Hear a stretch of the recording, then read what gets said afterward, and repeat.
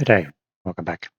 This is the next video in my series on some old books, and a really fun one today where I have reread the classic book by Edward Lasker, Chess for Fun and Chess for Blood. Now, this is quite an unusual book. It's not really a chess book in some ways, but it is all about chess. And what he kind of outlines the two approaches to chess in life, and sort of almost like philosophically speaking. Chess for fun is that's kind of like a lot of us. We play in weekend tournaments. We go to the Golders Green Rapid Play event. What do we do? Play our game on the weekend or at our club during the weekday, but life goes on. That's not really what we're about. And we're playing because we enjoy it. You might win, you might lose. So this is a lot of what Lasker goes in on. But at the end of the day, you're playing it because it's a satisfying pastime and you get enjoyment from it. And the second part of it is Chess for Blood. Well, he's sort of trying to give us a bit of a picture into the other side of it. What about the people who are playing tournaments as their life?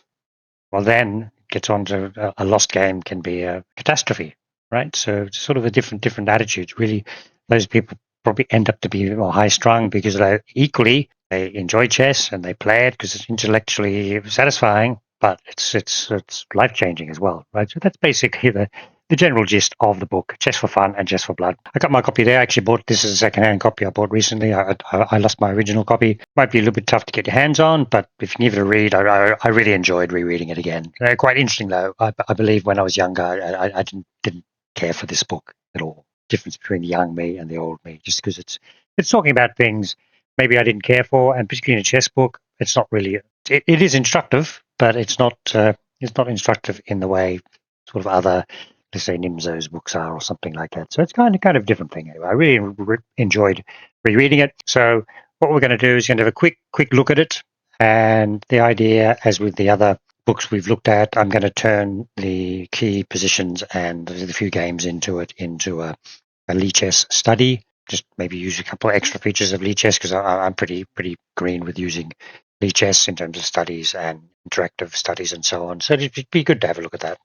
Okay, so I think the first thing to think about with this book, let's go to this page. Yeah, just using this as a sort of capture screen, is even the book itself. It's very cleverly done. You can see that we've got this main quotation on the opening page. This book is dedicated to those who prefer the rapier to the bludgeon and who, at least in recreation, escaping the workday's banalities, enjoy applying to their own creations their imagination, skill, and humor. I guess that's in a nutshell. Although actually the Chess for Blood side, well, you can understand that, there's more to it than that. And then he's got about 10, 15 people, some of them are quite famous, who, see if we can see it a bit more clearly, write a bit of a foreword.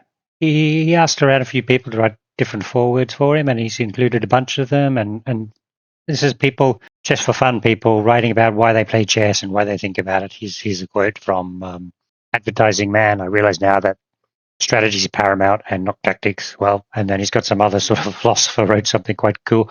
So, as I say, if you're into this sort of thing, read the book. You like the book. And then the other thing which you'll notice on the front page there, and then Chess for Fun, he's got somebody, actually I don't know who, I should check who, to do all these little letters or drawings on half a page. No, not AI generated crap. It's actually somebody's gone to the trouble of doing little hand-drawn representations of chess people and chessmen and all that sort of stuff. So it's quite fun as you flick through the pages. Okay, so what shall I look at next? The Lichess study. So what I've done is we'll skim through it here. We've got a Lichess study. How many pages have we got? 16 chapters. So what I've done is I've just tried to grab some interesting quotations, and he's got some positions, and I've coded them up as we'll see. I'll code them up as interactive studies. Another Reti study. Gotta love your Reti studies. And then there's a few important games. You can see there that he's got the Lasker-Bauer game, which we've seen that before. We'll go through it quickly. That's the one of the very, very early double bishop sacrifices. And then Nimzo-Tarrasch. And then we've got Lasker-Thomas. We'll definitely go through Lasker-Thomas. I mean, the famous king chase and the checkmate right up the white side of the board. And you see the couple of studies there, Weenink and Reti. And obviously, the whole thing here is Edward Lasker. He's the other Lasker. I mean, he's supposedly distantly related to Emanuel Lasker, who's obviously the second world chess champion. So he was also in the shadow of his greater master. And people kind of say he got awarded IM title, so that's kind of his standard. Very strong tournament player, but not up to the level of the people he name drops all the time. He's an inveterate name dropper, by the way. Einsteins and Lasker. And we'll just quickly go through these chapters, and then if you're interested in it, you should go and try and get yourself a copy of the book. Okay, so as I've shown before, when you're setting up your own studies, when you add a new chapter, you click down there. The empty chapter is the one, I'm not actually going to create it. The empty chapter is the one which sort of looks like that, and you create notes. And what we'll be looking at as we go through, I often use the PGN one, where in this box here you paste in the PGN, and you can also paste in a fen when you want a certain starting position, and that's sort of three things. Okay, now the first thing I said, he's got all these quotes from people who helped to write the foreword to his book. And really interesting. Here we go. A game lost to a friend is of no moment, while a game won does give you a gentle glow once in a while, which that's sort of the positive side of playing chess. And then I like this second one. Unlike bridge, you can have no partner on whom you can blame the loss of a game. Right? I think that's quite using some about musicians. I think that means to understand the cause of things. Good game of chess. It's missing the word dead. Not only satisfy our sense of logic, but also our desire for beauty. I mean, people talk about chess, art, science, interrelationship, and this is the worst quote.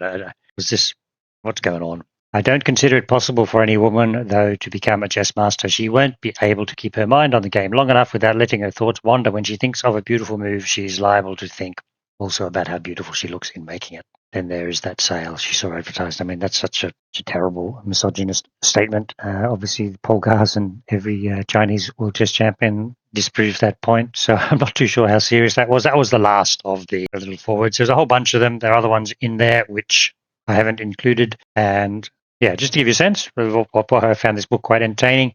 And there we go, in Chess for Fun chapter. He obviously introduced this. Now, this is where his name dropping starts. I was really entertained by this. Einstein, right? And then he mentions what a pleasure it was to see Michelson, the famous physicist, completely abandon himself to chess, which he played as badly as he played it passionately. Now, at Michelson Morley, I think it is, the one of the sets of people who helped measure the speed of light, and he obviously just knows this guy. Now, it's quite funny that if you're interested in that, John Spence, I think is his name. I'm not quite 100% sure. He wrote this book, Lightspeed. I bought it a few years ago. He also spoke at the Royal Institution. Gives a very good summary of all these sort of steps in trying to find the speed of light. So if you're into that popular science sort of thing, that's another book you should give a read. And then this Arthur Brisbane guy, some very famous American editor, his comments. And then there's like a lot of little fun tidbits in the book. This Damiano and Lopez place the board so that the sun or a lamp would shine into their opponent's eyes. Like we've seen that quote before. Anyway, so that's sort of the intro to this more general sort of section. And then here's another, I just included this, another name dropping, Ernst Cassirer. Of course, I'd never heard of him, but he seems to be a very famous philosopher in America around the middle of the last century. Once said jokingly that what chess has in common with science and fine art is utter uselessness. Well, there we go. That's quite funny. And then the mathematician often gets most pleasure out of working on very impractical problems. That's what Numberphile do every other week. And then Emanuel Lasker was unquestionably a genius as Gauss. It should be Bach. Sorry, I've got some spelling mistakes in there. Forgive me. Or Van Gogh. Fair enough. I think we all, as chess players and chess fans, we will all agree with that. Okay, so that's sort of the intro. And then what the rest of the book contains is a combination of some positions and some games. And there's a big section on endgames, which I'm going to skip. He did actually emphasize, one of the very early people to say, I actually highlighted it. Most chess players pay too little attention to endings. So that's the start of the chapter. And then, well, they are mistaken. So I think we can all agree now that pretty fine endgame play. I mean, what about Carlsen? So now we're going to go into some examples. Okay, so here's this simple checkmate here. And once again, if you go into, let's go into edit this chapter. If you put a position in there, I've fiddled around with it. If you put the whole game in, it's annoying because it won't default to the position you wanted. So you put a fan in, and then you make it an interactive lesson, which I've done with this one. And then we change that over to preview, and it looks like that. And you can see chess for fun. Mate in 7, although Lasker gives a line mate in 5. It actually is mate in 7, but he obviously gives a simpler one. And yeah, let's go through this. It's a fun position. I like this position. So this is based on Smothered Mate, by the way. So solve it yourself. Up to you. pretty simple, and you see the way it works in Lichess. I play that move, good move. So I do a bad move. Let's see what happens. It doesn't work, right? Okay, take it. This is why Lasker didn't have those pieces sacrificing themselves. Now, I think we've all seen this pattern before. Check and double check there, and then smothered. So there we go. Interactive studies. So they're quite a nice little feature. Let me see if I can find. Oh no, I don't have to change screen. It's right there. Right there. This one here. This notepad. I just want to understand a little bit how Lichess does things. So this is the export of the PGN, and yeah, here's a better example. I think this is it's from a different later position. You can see that it stores this chapter mode tag gamebook to tell Lichess what's going on. Actually, you've also got the chapter URL if you need to find it, and who the annotator was, or Man from Ironbark, fine. And this was a position starting in a fan and event. That's the way it does it. It actually puts in like the chapter, the study in the chapter. But what I was curious about was that you can see it's using the standard way of commenting, curly braces and a comment, for stepping through the study, but it's actually missing the replies. So there must be some other feature in there that they're storing. And then you see this thing down here, which is the way the arrows are done. So that's an arrow and gives you the color and the square from and to. So in a later study, I've got 4 arrows. So that's what, and it's skid versus PC, which I use outside. They just skid versus PC where I do most of my main analysis and stuff.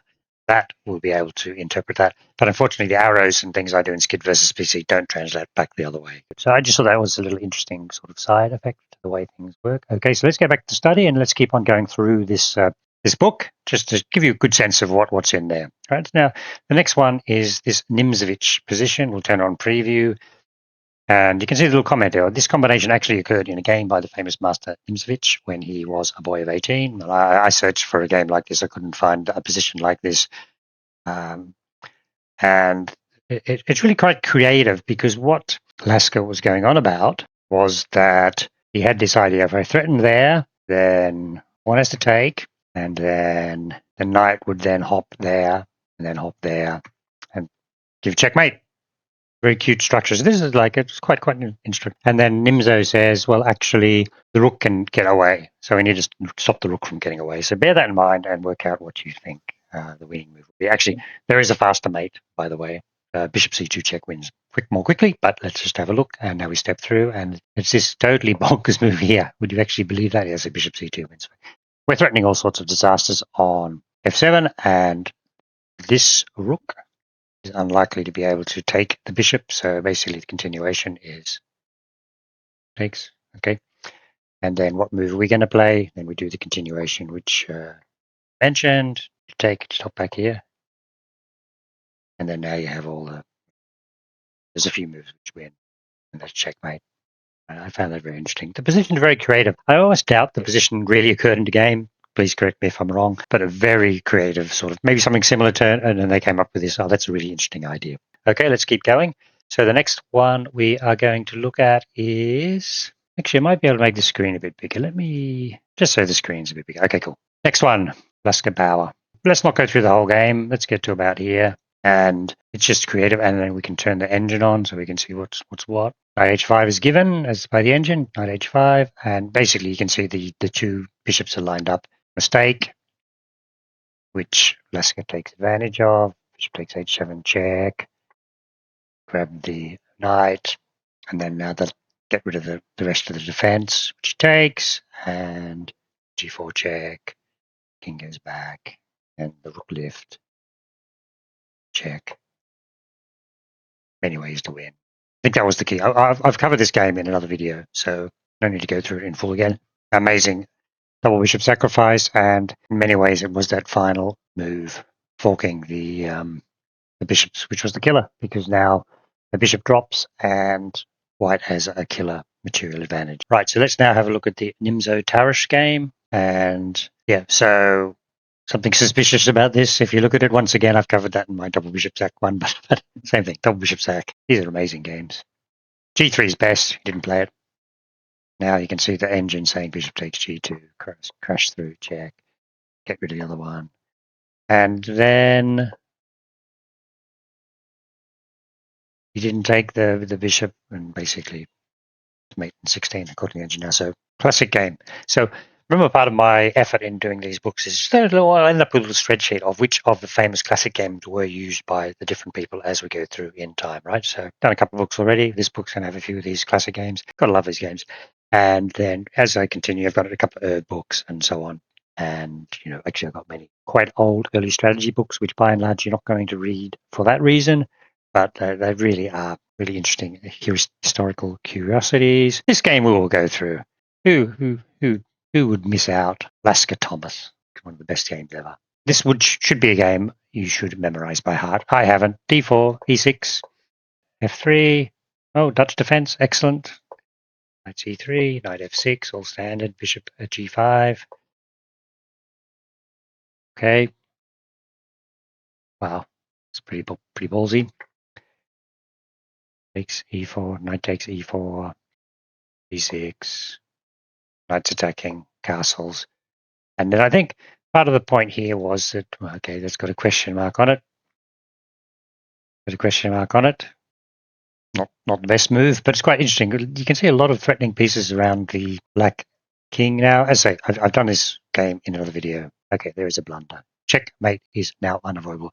Bishop takes E5 was best. I mean, there's obviously just get rid of those pieces. You could have taken both knights off the board, and then presumably there'd be no danger of getting checkmated on the king side. So let's see what happens now. You can see the move there, but what is the winning move? Check. Got to be taken because this knight covers that square.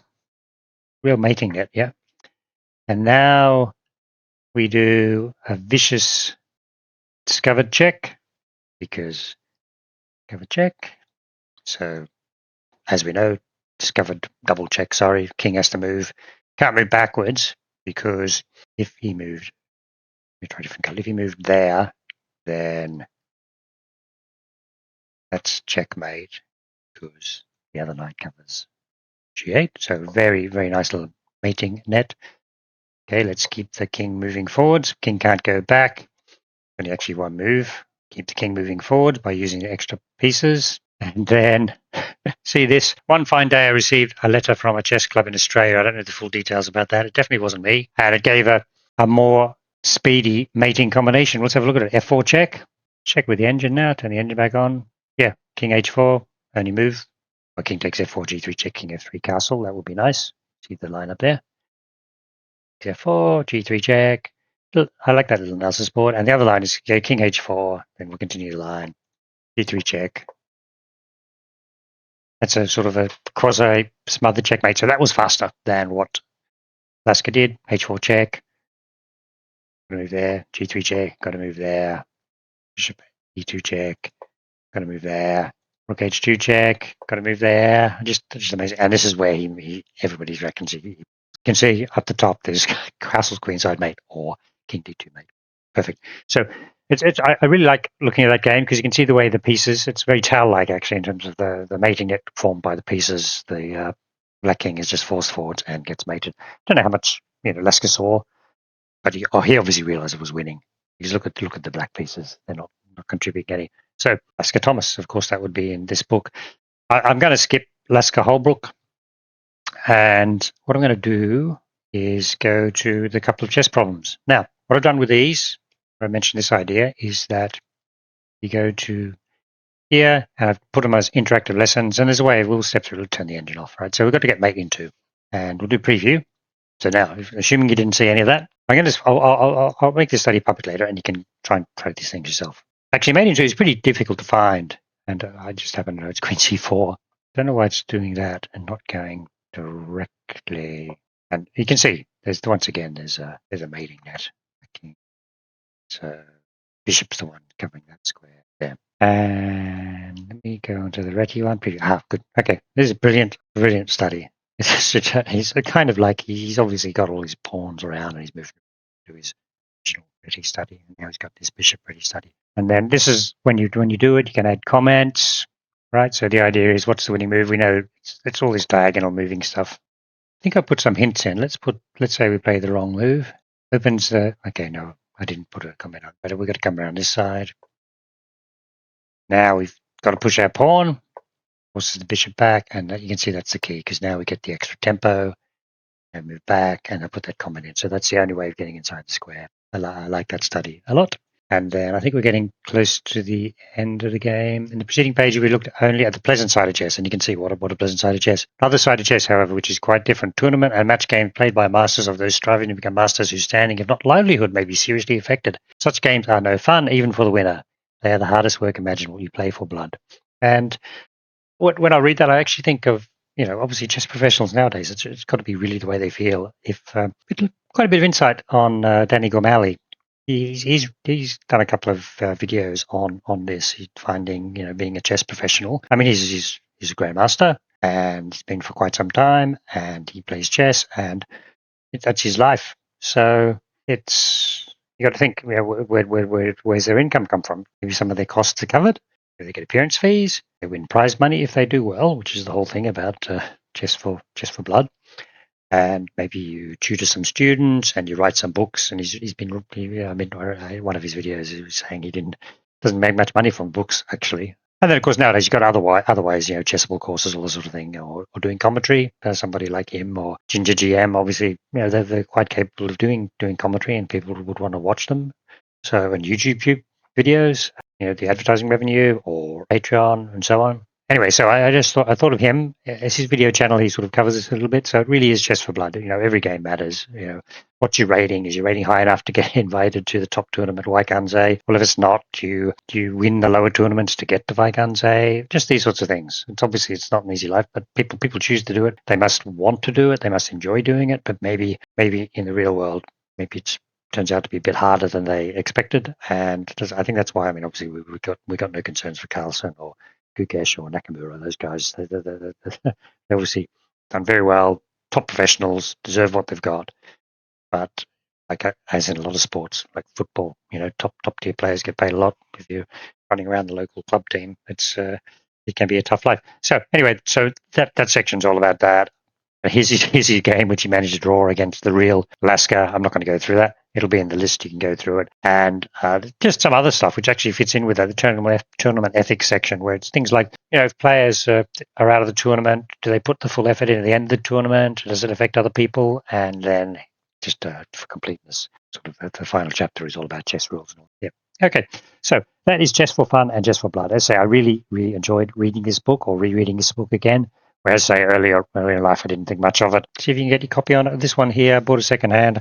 I noticed it was $10 Aussie originally, which probably about 20 or 30 years ago. Because this is one of those books. I'm just adding this on the end. Sorry to annoy you. It's the imprint by Dover. So I've got a few Dover books. They're pretty good.